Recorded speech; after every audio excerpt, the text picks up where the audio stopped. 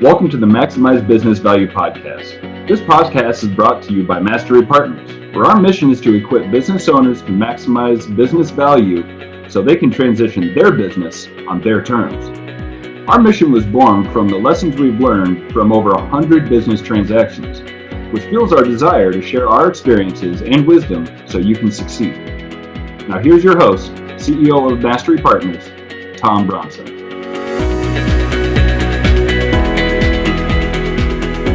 Hi, this is Tom Bronson, and welcome to Maximize Business Value, a podcast for business owners who are passionate about building long-term sustainable value in their businesses.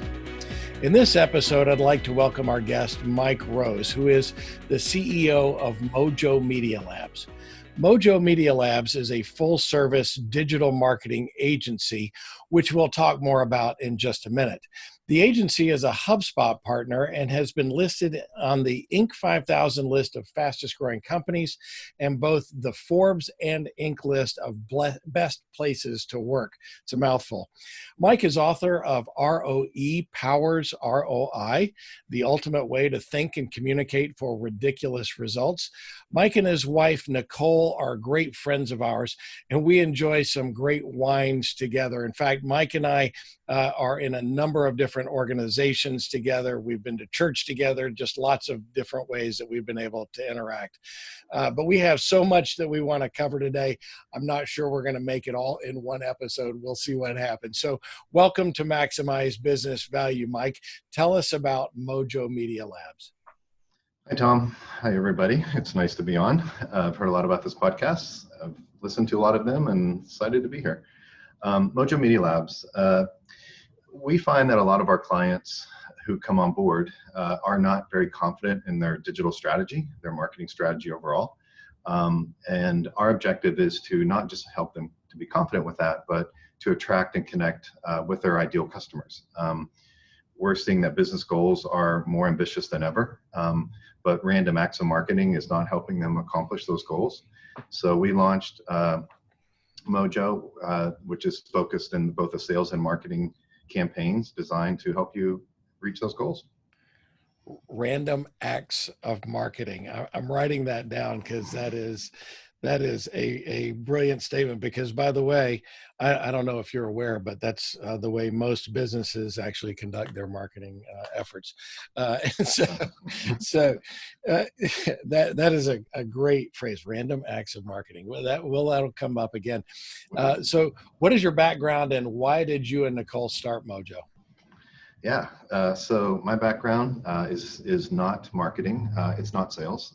Actually, my degree is in biochemistry, so you can obviously see a correlation between marketing and science, when in fact that's kind of how Mojo started, is from that thought process. But the company that Mojo evolved from was actually a traditional marketing agency.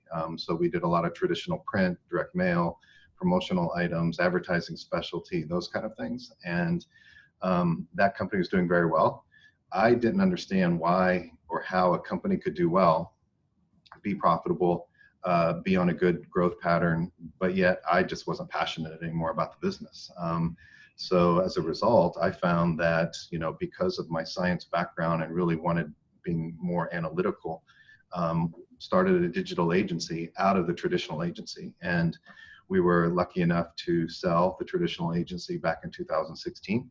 And allow Nicole and I to, for the first time in 2017, exclusively focus all of our efforts on one business, which I advise. But beyond that, we poured it all into the digital side because we saw that was the future. Wow, that is, I can see the leap from, your actual schooling to digital marketing. Makes perfect sense to me. I don't know why anybody would think that that's a stretch.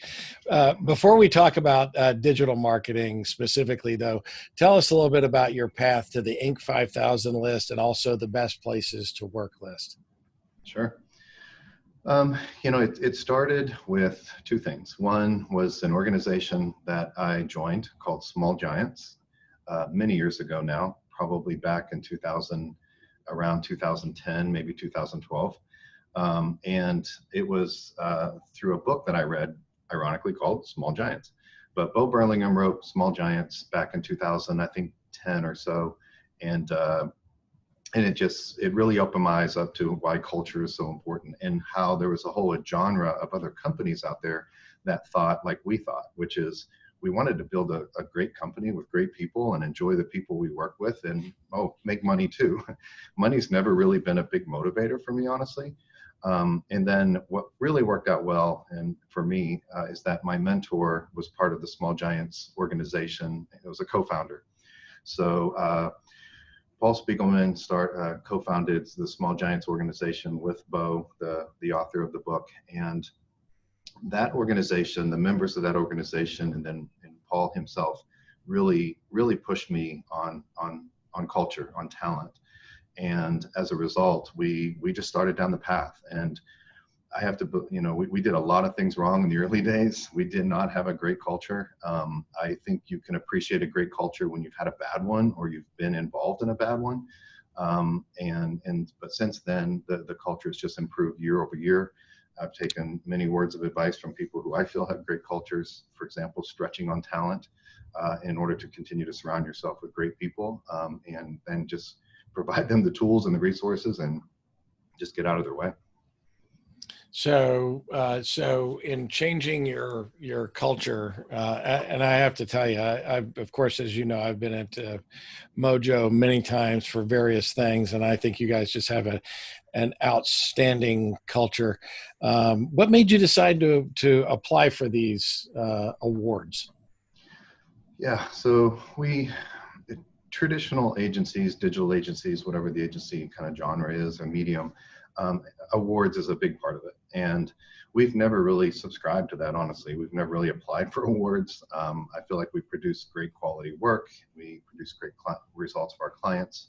We have great people who work here, but we just never went down that path. We just keep our heads down and work and do the right thing every day.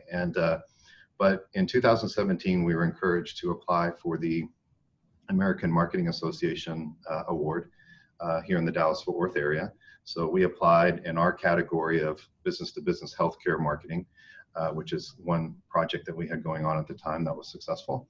And we won the healthcare category. And then out of about a dozen categories, we ended up winning overall Agency of the Year in 2017.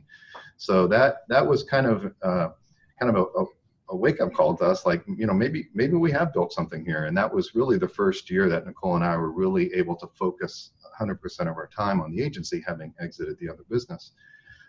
So continuing to build the culture, that award was nice, but we really knew we had quality of work. Our clients knew we had quality of work. What we really were focusing on, though, is that, but we were focusing more on the people delivering the work. That was probably the most important thing. So we put people over profit, and as a result, we stretched on talent. We hired a director of culture as a small company. That was a big move for us, and from there, our culture's just been tremendous. Has just really grown, and as a result, we applied for the Forbes Small Giants Best Workplaces in America.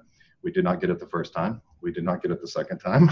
I don't even think we got it the third time. I think it was the third or fourth time that we end up winning that, and that was just this past couple months ago. Prior to that, in 2019, we won the Inc. Best Workplaces in America, which I'm super proud of. We're one of about 250 companies nationwide that applied, who finally got it out of thousands, I'm sure, of applicants. It gave us a lot of confidence. It was a hard thing to get. And at the same year, we won Inc. 5,000 fastest growing companies in America, which we're really proud of too. So to win both those Inc. awards gave us a lot of confidence. As a result, we accomplished one of our goals with the awards, was to create more applicants to the company, and as a result, being able to be more selective on the talent that we bring on board. Awesome. I think that's an admirable goal. A lot of business owners think that pursuing awards is sort of a waste of time right now. We're all about doing our work. I completely disagree with them. I think it's about attracting attention to yourself. What's your perspective on collecting awards? It does take a lot of time, and there are certainly a lot of awards out there that doesn't take a lot of effort to win. But the Inc. and the Forbes Awards were something that connect, awards in general can attract the right buyers to your business. It can attract the right applicants to your business. But what I'm finding that in the right awards, whether they're culture awards or culture related type of awards, attracts both. They both attract, similar minded buyers and similar minded applicants. So if you can imagine having a client or a customer base that has the same values that you have in your business, and you get to work with people on both the customer and on your side that have the same values you do, that's something that some of these awards have been able to do in conjunction with really working on our paying attention to, I should say, our Glassdoor ratings, making sure that we respond to Glassdoor ratings. We have a great Glassdoor rating, and if I even could say great CEO approval on that, because we just really care. I mean, not everything's going to be great. It's just how sometimes you respond to that, and from which the value set in which you do. But to put it in perspective, we recently onboarded, in the process of onboarding a new client, that over the next 2 to 3 years, the value of that client will be around $300,000 to $400,000. And that is a direct result of the Forbes award that we won and got published. So you can monetize culture. We don't put profit over people, we put people over profit. But at the end of the day, one of the tenets of a small giant is to be profitable, to be able to give back to the people, employees, the community. So applying for these awards and winning them and talking about your culture can be very profitable. I think that's absolutely right. It attracts the right kind of people. It attracts the right type of customers. In industries where you have trouble attracting the right vendors, it can do that. I've been on the Inc. 5000 4 times, a number of other lists, the Ernst & Young Entrepreneur of the Year finalist. I mean, those, to me, it was never about winning awards for the business. It was about attracting attention to the business from the right people.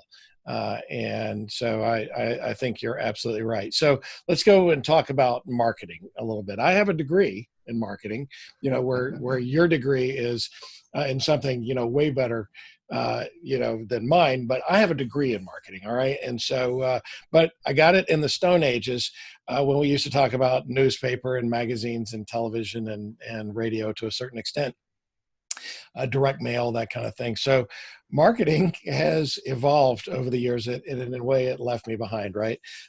Digital marketing is a term that I keep hearing over and over from a wide variety of service providers like Mojo, and they're doing many different things. But since Mojo is a full service digital marketing agency right off your website, tell us your definition of what a digital marketing agency means and what makes Mojo full service. Sure. So we actually, back in 2007, I want to say it was, came up with the name Mojo Media Labs. So it was 10 years after I started the first business, and we knew we wanted to sell that first business so we could focus on the digital side. That just didn't happen until 2016. But back in 2007, when we came up the name Mojo Media Labs, media is the creative side. That's the art. That's the behavior. That's the surveys. That's the human to human interaction.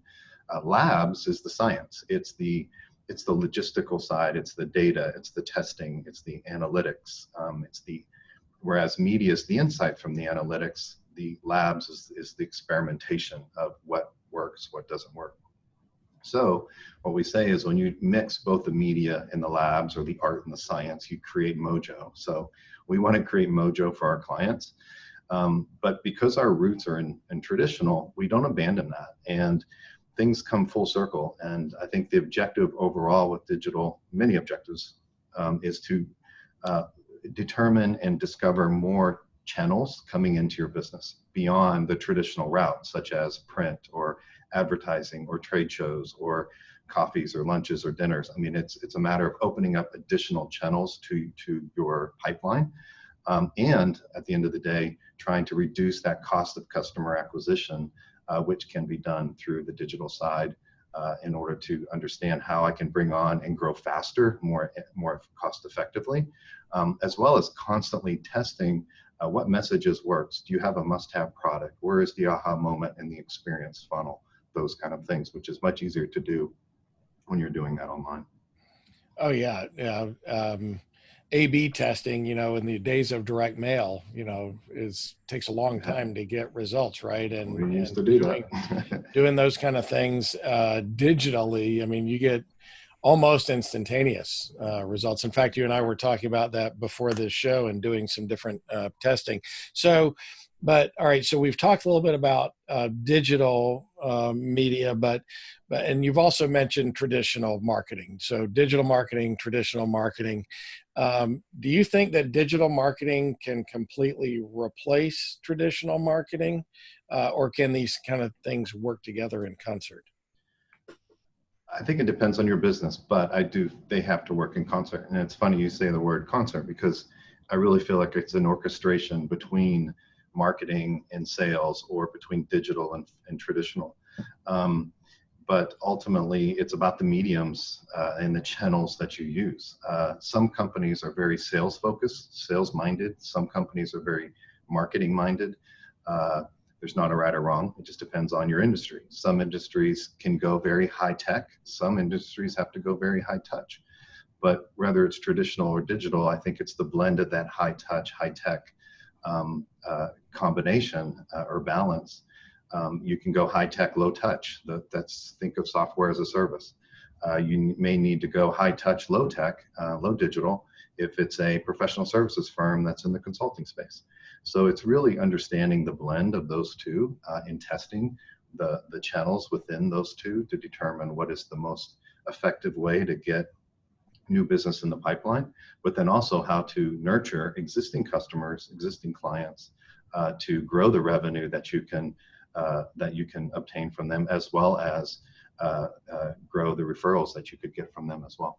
Okay, so does Mojo still do some of the traditional stuff, or are you guys purely digital? We are purely digital. We don't do the traditional. What I found is that in early days, when we focused on digital and said we don't do the traditional, we immediately was able to build a partner network of other agencies. So, they say the riches are in the niches. Our niche started very broadly and said it's in the digital side. It's online, which is obviously very broad, but it opened up opportunities to not just work perhaps with other agencies on the traditional side, but to work with in larger clients, the departments that manage the traditional side. So when we're talking about branding or message development or those kind of things, it plays very, very well into the digital space. So if we're A, B, C, D testing and add a Google display ad, for example, that intelligence can help the physical or the traditional world a lot by creating better print campaigns or better trade show displays or better sales handouts or better sales presentations. So when you can enable sales or enable traditional marketing with the digital knowledge, the digital insights, it becomes incredibly powerful. So I think there's a cost for both, and there's a way to use both effectively to hit your sales goals. So you work with other agencies and kind of have a referral network that you can send people to help, or they refer back to you if they need help with digital. That's a great strategy. The riches are in the niches. I'm going to get all kinds. I'm going to get all kinds of nuggets from you today. I never talk to you when I don't get really good nuggets. Actually the thing that hacks me off about every time I talk to you, Mike, is that every time we talk, you mention a different book, and I run out and buy that book. And you're killing me here. I've already got one. I don't need any more. Okay, I won't. I'll try not to. I'll do my best. So a lot of business owners kind of think of sales and marketing as being one function. Is there a difference between marketing and sales? There's definitely a difference, and the sales and marketing integration, the sales and marketing kind of cat and dog, that's been played out for many, many years. One of the services we offer is called sales enablement, and ultimately, if we could rename marketing, if we could create a new definition. I feel like marketing should be relabeled sales support. Marketing should support sales. They should enable sales in order to make them more efficient, both with their process, with their content, their messaging, and with their technology. In marketing, particularly digital marketing, those folks have the chops, they have the knowledge, they have the technology to enable not just sales, which I think is becoming somewhat of an antiquated conversation of sales and marketing, but it's how can marketing enable finance and operations and human resources and sales, as well as leadership. Marketing can drive a huge role in enabling these different departments, different parts of the organization, to ultimately gather as much information as you can in that experience funnel, from acquiring a new client to renewing them 3 years down the road. There's a lot of people that play the role in that, to include customer service, that can also be enabled by marketing. So it's probably the most ubiquitous department or industry that there is, if it's being leveraged with the right mindset of not one person owns the whole thing.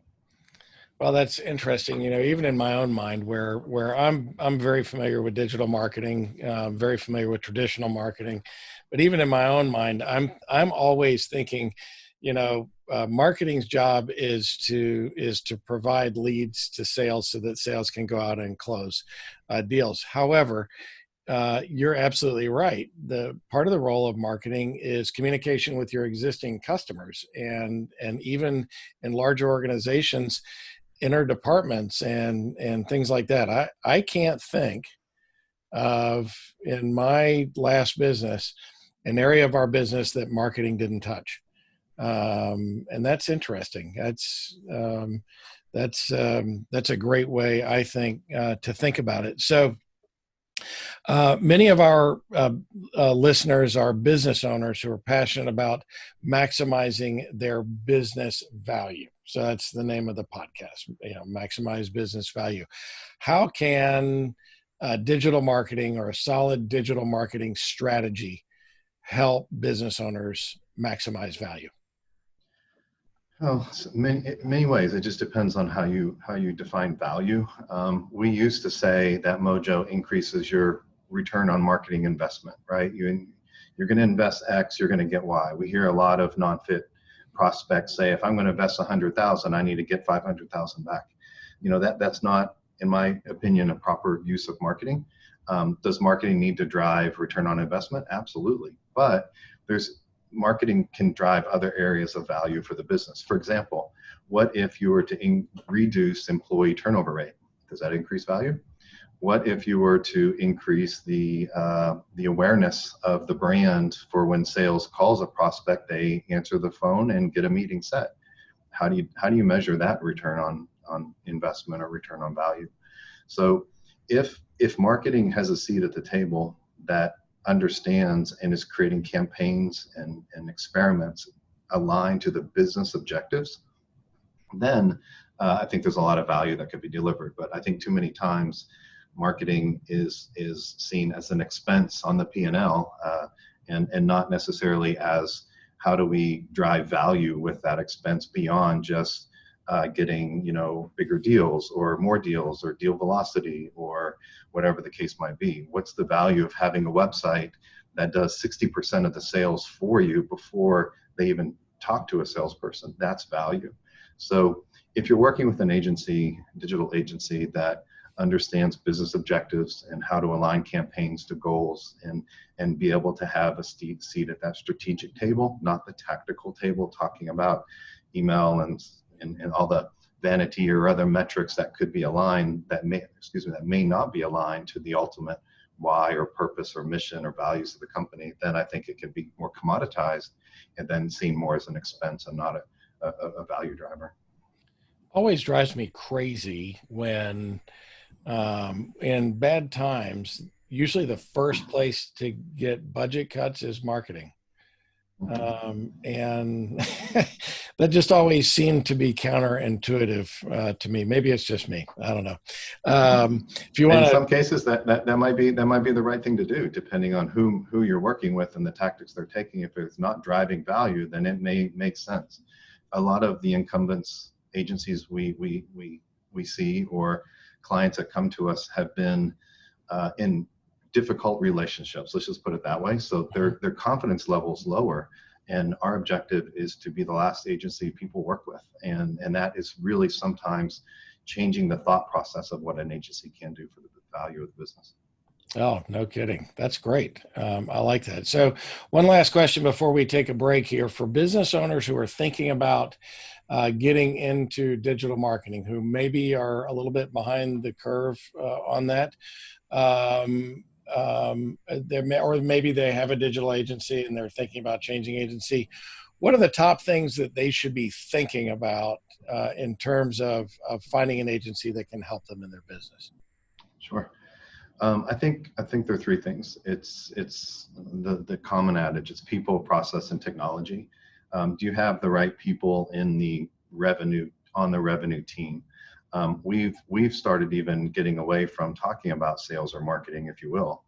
We're talking more about revenue. We're talking about who drives revenue within the organization. It's not just sales or not just marketing. Sales is new business. It's client services who are dealing with existing business.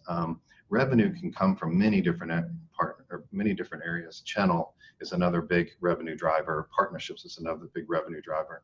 So, understanding the people that are in the revenue engine or in the revenue sustainable, revenue repeatable model is really, really important. And then the process. What's the process that your ideal customer goes through from attraction to acquisition, acquiring a new customer, to activation, onboarding that new customer, through revenue, retention, and referral. I mean, that entire experience is opportunities for revenue growth. So that process is really obviously very important as well. And then ultimately technology. The technology is making things faster, less expensive. We're able to run more experiments. We're able to do a lot more with less. We're able to open up more channels, such as organic and referral and email and social and paid and chat, channels. Those additional channels coming into the business through technology. And technology, as we all now know, is an enabler, but it's going to enable the people in the process. So really looking at those three areas and how you've invested them in your business is a nice place to start. Awesome. And I'm sure looking at work and talking with other clients, that kind of thing plays into that. So we're talking with Mike Rose, CEO of Mojo Media Labs. We're going to take a quick break and back in 30 seconds. Mastery Partners equips business owners to maximize business value so they can transition on their own terms using our 4-step process. We start with a snapshot of where your business is today. Then we help you understand where you want to be and design a custom strategy to get you there. Next, you execute that strategy with the help of our amazing resource network. And ultimately, we help you transition your business on your terms. What are you waiting for? More time? More revenue? If you want to maximize your business value, it takes time. Now is the time. Get started today by checking us out at masterypartners.com or email us at info@masterypartners.com to learn more.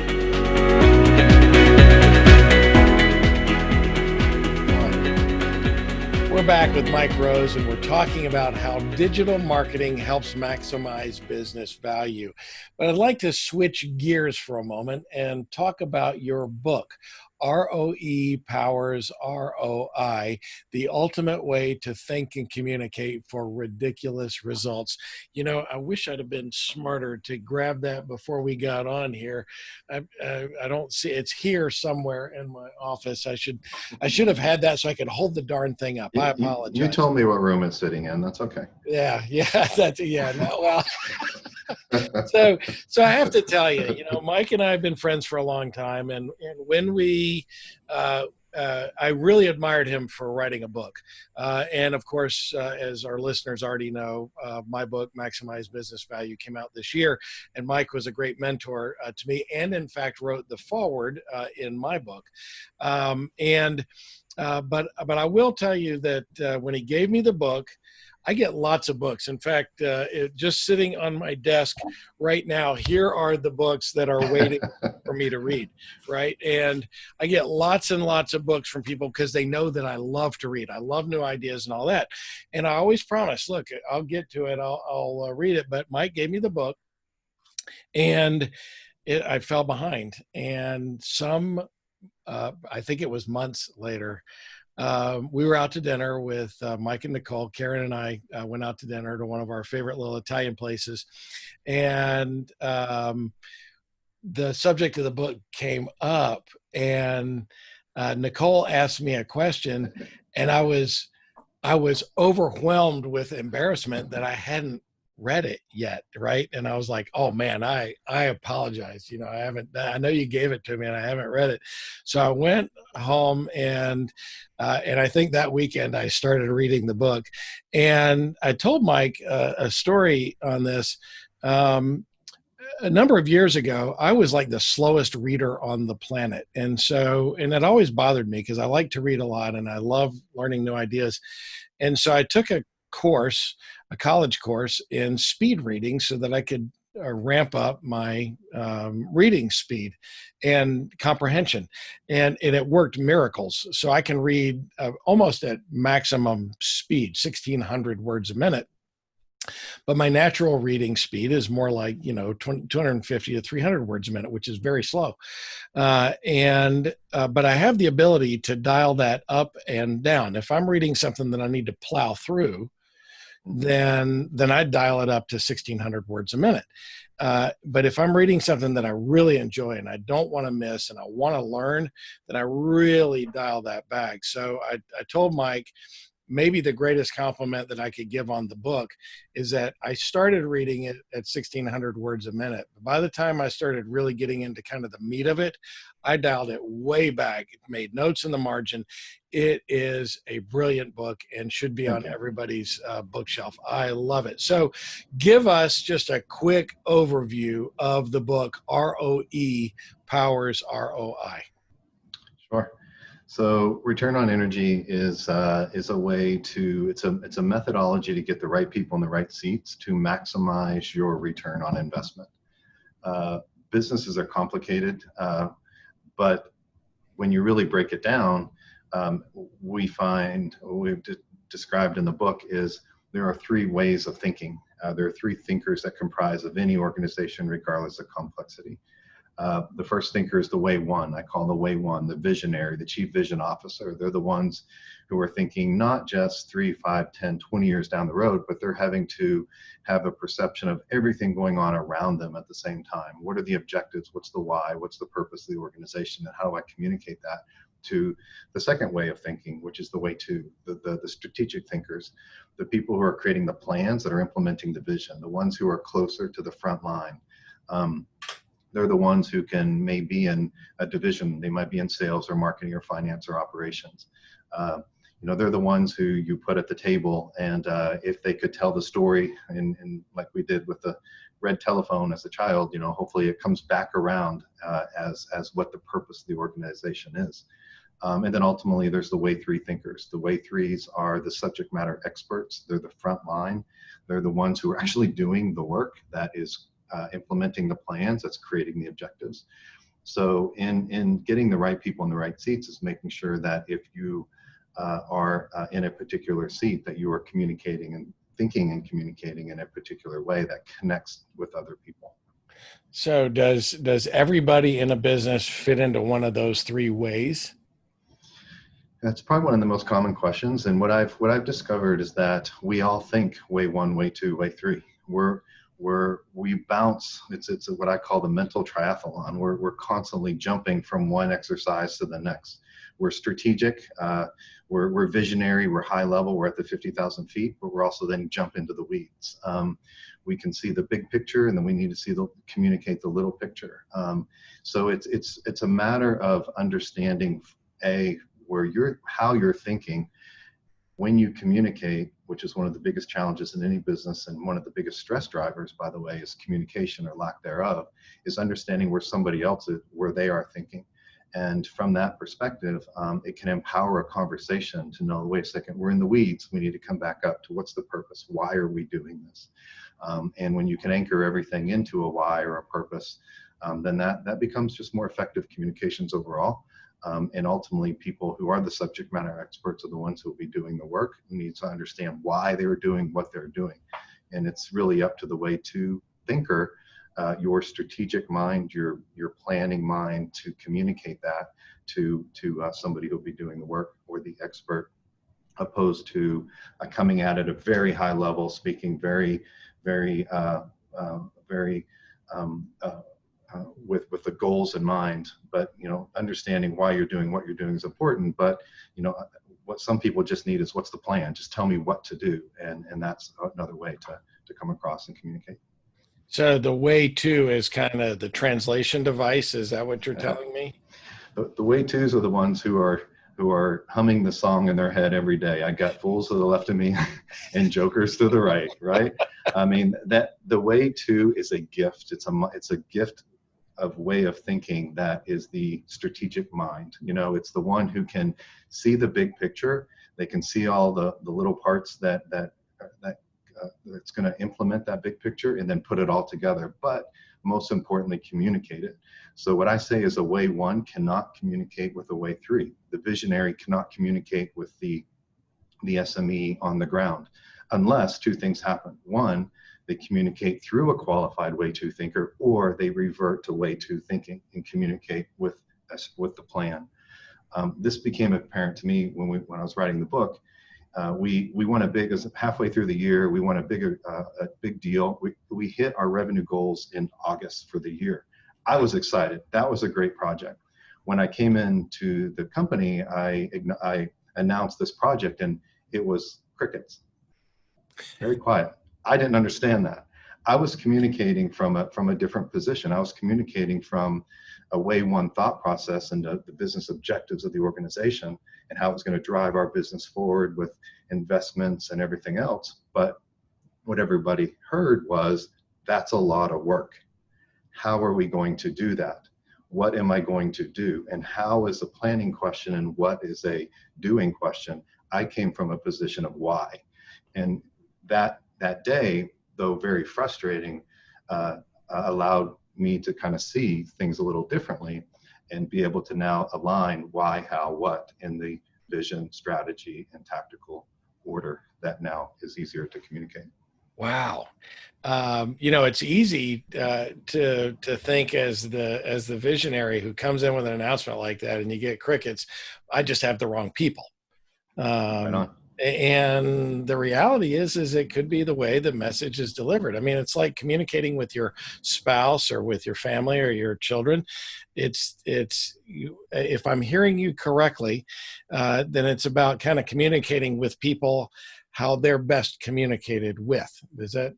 Does that make sense? Yeah, it's not the golden rule where we communicate how we want to be communicated to. It should be, as is mentioned, I believe it's Focus on the Family or something, the platinum rule is communicate with people how they want to be communicated with, right? So I need to understand where they're thinking, where they are, and then communicate that way, right? And in communication, leadership is about effective communication, right? And ROE helps communicate more effectively. We define in the book, for example, what's the difference between a leader and a manager? Leaders lead lesser teams of people than managers manage bigger teams of people. So, leadership and management, when you really break it up, are used interchangeably all the time. Whether you read Harvard Business Review or you're creating your own content, there's a big difference between leadership and management. Both have mentorship, but leading and managing are very different. And being able to understand that and communicate that way to reduce the stress and the anxiety in business in general, but particularly to communicate more effectively. In my experience, I find that people will run through the wall for you. They're not the wrong people. They may be the right people in the right seats, but if you're communicating ineffectively, your perception is going to be, I have the wrong people in the wrong seats. And one of the biggest things that I think I've learned is that as an entrepreneur is that I don't need the employees, or excuse me, the employees don't need me, but I need them. The employees can go find another job. The entrepreneur can't. I need them. And I think when they feel that vulnerability, they feel that empathy, and you can communicate that way, that I do have the right people in the right seats, and I'm going to communicate to really build on that culture. They feel that need. They feel that you really need them, and then it becomes a more of a team effort. Well, that's awesome. So, I mean, as I've already indicated, it's an amazing book. What possessed you to write a book about return on energy? That wasn't nothing to do with marketing, right? Yeah. Right. Well, I think the biggest reason why I wrote it is because, my wife told me to. So when I go home, I'm a way through thinker. Just tell me what to do. Okay. I won't do the planning or strategy. Just tell me what to do. So she told me to write it. So I wrote it. I think she was also tired of, me. If you guys knew Nicole, you'd understand. And we, as you know, we work together. So she was tired of me filling whiteboards up throughout the offices and having mounds of research and papers all over the place, and constantly experimenting on clients and employees and things like that. So it was the day that she effectively used it on a sales call. She was communicating to a prospect, I'll say. I think this story's in the book, where she was communicating to this prospect she's been trying to get into for many, many years. And finally, she just said, listen, I'm here. My wife said, I'm here to make you look good. Way threes are generally, the way through thought process, they're generally the most underappreciated position, the most underappreciated seat in the company. Nor do they get communicated very effectively as to what the plan is that they are implementing. So what Nicole did is she reverted to way two thought process. She reverted to, listen, what's the plan you're trying to implement? So she became essentially her manager. And long story short, this underappreciated person who was the right person in the right seat, just in a being managed by an unqualified way too, got flowers sent to her from the entire sales team. And she goes, you are my partner. I'm never using anybody else. And when Nicole had that experience, she came back and said, write the book. This is we've been using this for a long time. People need to know this. So as a result, we just got to work. So even before you wrote the book, you were using it in your own business. And yeah, you just gave another example. Have you got anything else? I mean, tell us some of the results of using this effective communication strategy.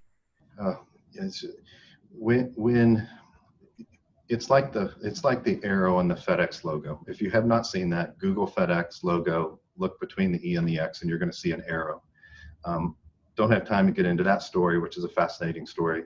But the CEO of FedEx at the time, when they presented the brand, he immediately saw the arrow quicker than everybody else in the leadership team and on the board of directors. He saw the arrow. Way one, see things differently than everybody else. And as a result, when you read ROE, when you read return on energy, you will see things differently. You will not be able to unsee what you saw in the past. If you read good to great 10 years ago, you're going to interpret good to great differently 10 years later after you've experienced life experiences and successes and failures.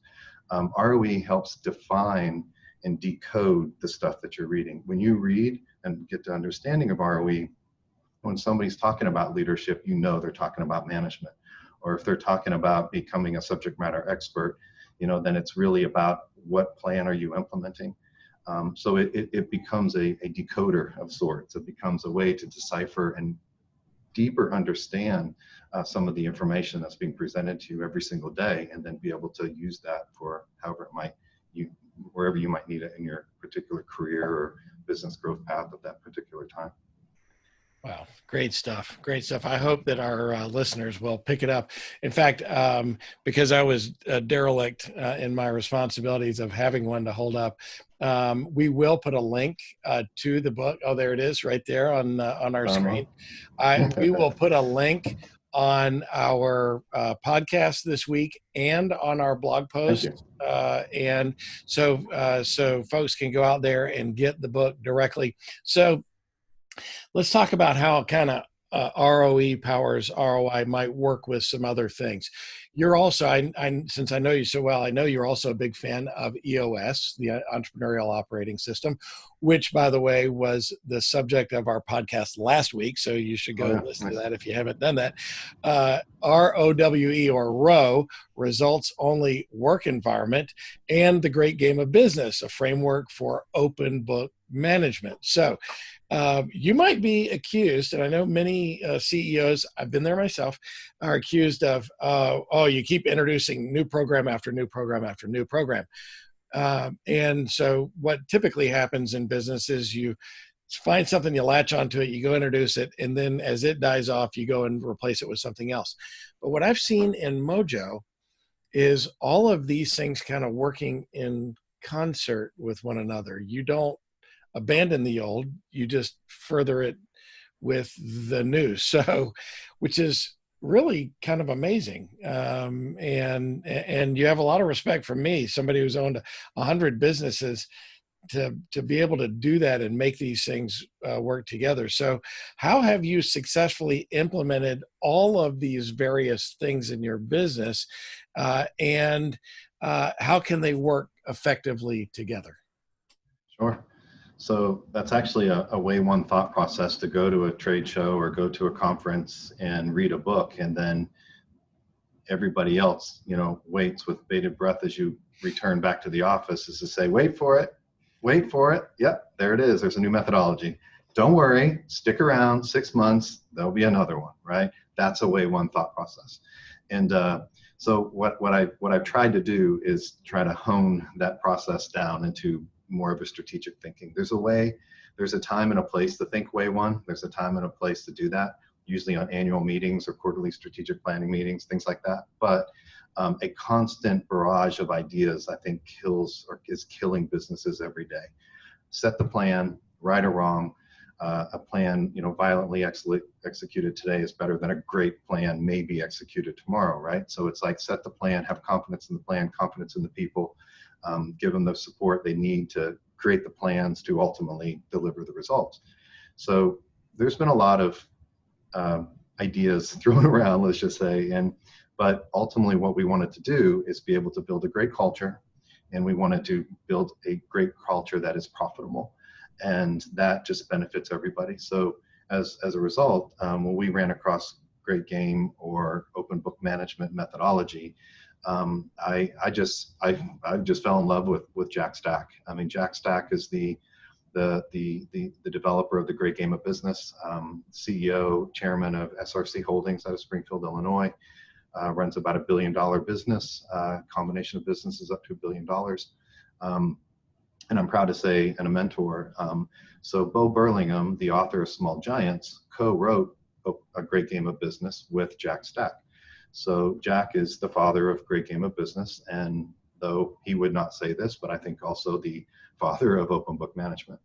So that said, what Jack says is numbers are stories about people.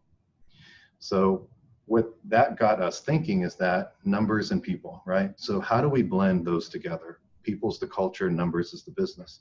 I think a lot of people try to implement methodologies to drive profit, to drive business results, and I think that's backwards. If you look at the ROE loop, it's about mentoring, it's about leadership and management, it's about developing people and their specific skills in the organization to produce great results, great plans, and business objectives. It's the reverse.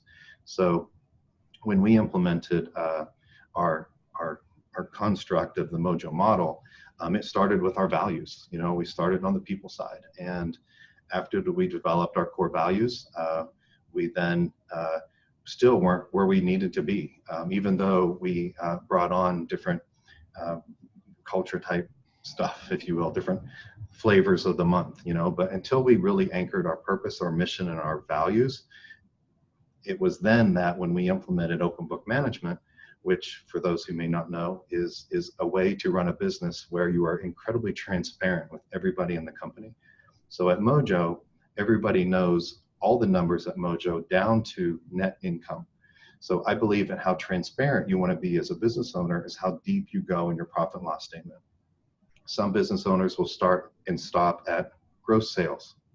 The problem with that is all the employees, most of the employees will say that the business owner, if the gross sales of the business is $5 million, the owner's pocketing $5 million, right? That just makes sense.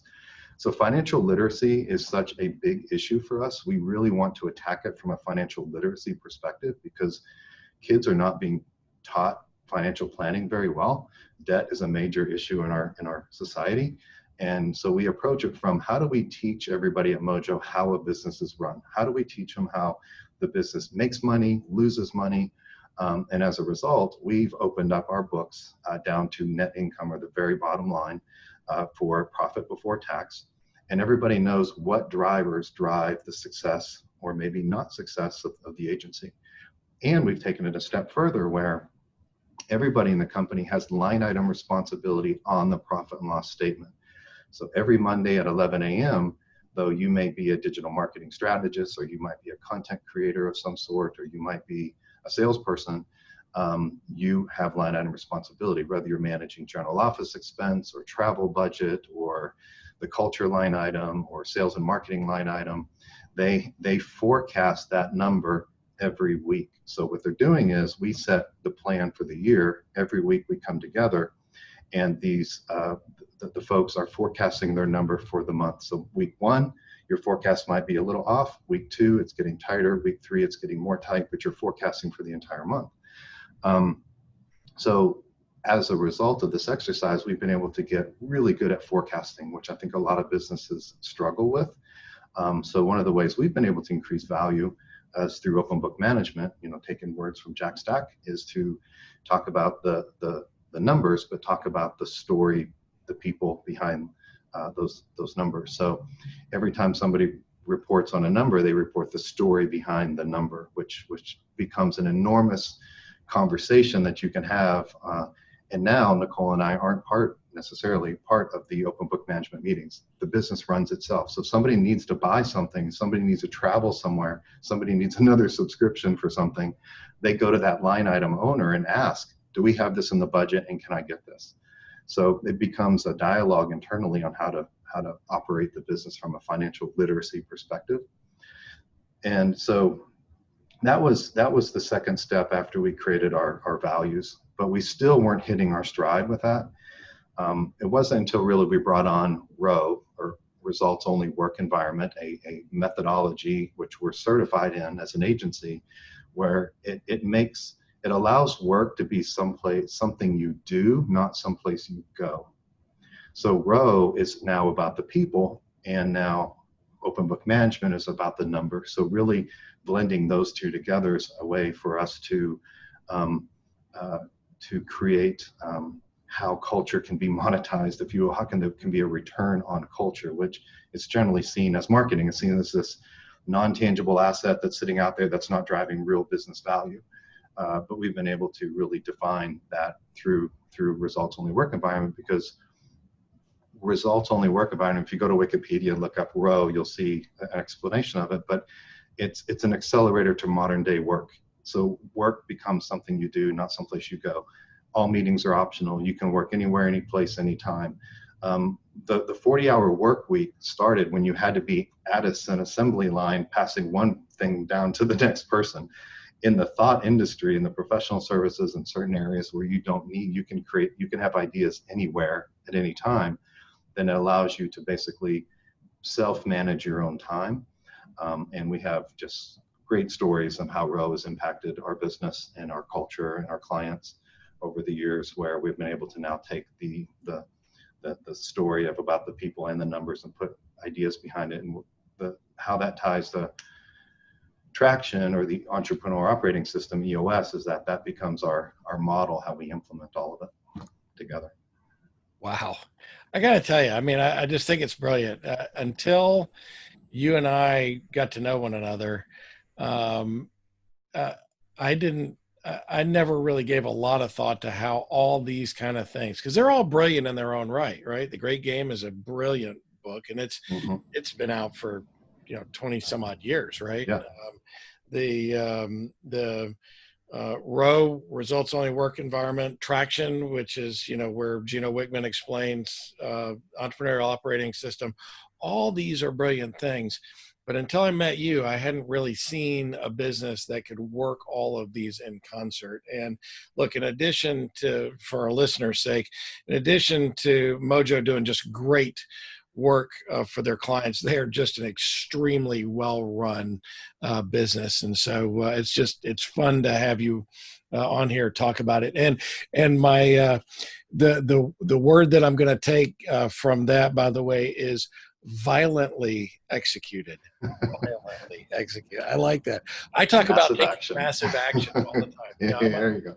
I'm a massive action guy, but violently executed. I'm going to start violently. I think that was George Patton or something like that. So don't give me credit for that. I love that. So I hadn't really thought about that for business, but that's great. So this podcast is being recorded as America is getting back to work after COVID-19. Do you have any advice for our listeners as the economy comes roaring back to life? Make common sense decisions. I mean, I tell certain people that, make common sense decisions based on your value system, not what the media is telling you, not what your best friend's saying on social media. But, we are bombarded with information, with thought leaders, with opinions, with every single day. And I think it really just kind of boils down to, common sense, values driven decisions. And leveraging ROE in our environment, we give everybody the permission to make their own decisions. If you want to come into the office, come into the office. You want to stay home, stay home. Make the best decision for you. And so I think just making those common sense decisions and surrounding yourself with people who can and do the same is what I'm trying to do anyway. No, I think that's brilliant advice. In fact, many business owners are discovering what you already knew pre-COVID, and that is you don't really have to have the office space, right? I mean, as long as people are empowered and get the job done, then you were already kind of had implemented that work remotely or work where it best suits you. And I think a lot of business owners are starting to realize that. And I think flexibility is key in giving the employees the opportunity to be maybe a little bit more flexible is just solid advice. And our kids are watching and listening more now than ever. And just like we teach financial literacy at work to teach younger kids and people in general about financial literacy, ROE is a way to tie it again back to Mojo's purpose to enrich lives, like financial literacy enrich lives, is to teach kids that work isn't bad. Work is not something that takes mommy and daddy away from me. Work is something that can empower the family and hopefully build positive work relationships with children and work, right? So, we have an opportunity to do that now that we're home more than ever. So anchoring our decisions back to our common sense, our purpose to enrich lives through financial literacy and positive work relationships is something that we're really proud of. That's awesome. That's awesome. So one last question. I know we're basically out of time here. This podcast is about maximizing business value. Mike, what's the one most important thing that you would recommend business owners do to build value in their businesses as it relates to digital marketing? That's not a fair question. There is not one. And on a limited time, let me think. Finding your aha moment. There is an aha moment in your experience funnel, in the experience that your ideal customer goes through from attraction to referral is very important to find that aha moment. Where does it happen? Does it happen in the marketing process, the sales process? Does it happen when they've been with you for 3 months and have bought the product 3 times? Wherever that aha moment is generally tied to your value proposition, to your unique value proposition. And generally, if you have a must-have product, you do have an aha moment. If you don't have the aha moment, maybe you don't have a best-have product. And that is something to reconsider. And now is the time to be doing that. But looking at that experience funnel, finding that aha moment, and then developing dashboards and reporting around the metrics that are driving the business is just really important, because then marketing and the orchestration of other departments can get to work to improve those metrics in order to really just create massive growth for your company. Awesome. Great advice, Mike. If you've watched the podcast, and of course our listeners have listened to our podcast, you know the next question that's coming. What personality trait has gotten you into the most trouble through the years?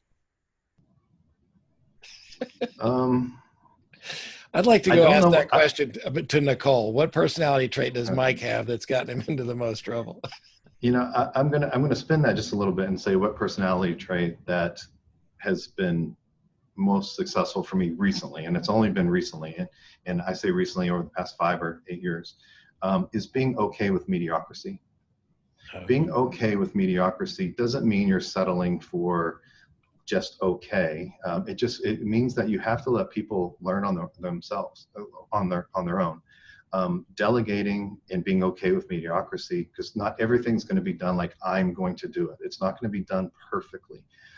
It doesn't mean you put out a bad product, or you send out a bad message, or you go ugly early. It just means that people need to learn on their own. And I hadn't let people learn on their own. I had to be micromanaging. But as soon as I took a micro mentorship thought process into being okay with mediocrity until they define their own perfect, then it become much more successful, and quite frankly, a better quality of life as well. I thought you were going to dodge the question, but there it came right at the end. Very good. So how can our viewers and listeners get in touch with you? On our website, Mojo Media Labs. Go to mojomedialabs.com. You can find me at R. Michael Rose on LinkedIn. I'm happy to connect there and share whatever we talked about today. If you're in the Dallas-Fort Worth area, you want to stop by the office, you're more than welcome to do that. We are an open and transparent company that are willing and happy to share anything that we've developed with others. And I guarantee you, he speaks the truth, folks. They are very open with everything. I've been invited to sit in through their weekly, I forget what you call it, the Monday, is it the management meeting? When you're reviewing Open book management huddles, yep. OBM huddles, yeah. Yep, the huddle. And so that he's a very open business owner, and I think you would enjoy that if you have an opportunity to stop by. So thanks, Mike, for being our guest today. You can find Mike at mojomedialabs.com. You can also find him on LinkedIn. And of course, if you can't find him there, then just reach out to us and we will put you in touch with Mike. This is the Maximize Business Value podcast, where we give practical advice to business owners on how to build long-term sustainable value in your business.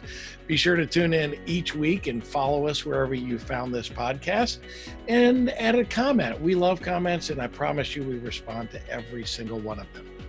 So until next time, I'm Tom Bronson, reminding you to implement just one thing that you've learned today while you maximize your business value. Thank you for tuning in to the Maximize Business Value podcast with Tom Bronson. This podcast is brought to you by Mastery Partners, where our mission is to equip business owners to maximize business value so they can transition on their own terms. Our mission was born from the lessons we've learned from over 100 business transactions, which fuels our desire to share our experiences and wisdom so you can succeed. Learn more on how to build long-term, sustainable business value and get free value-building tools by visiting our website, www.masterypartners.com. That's mastery with a Y, masterypartners.com. Check it out.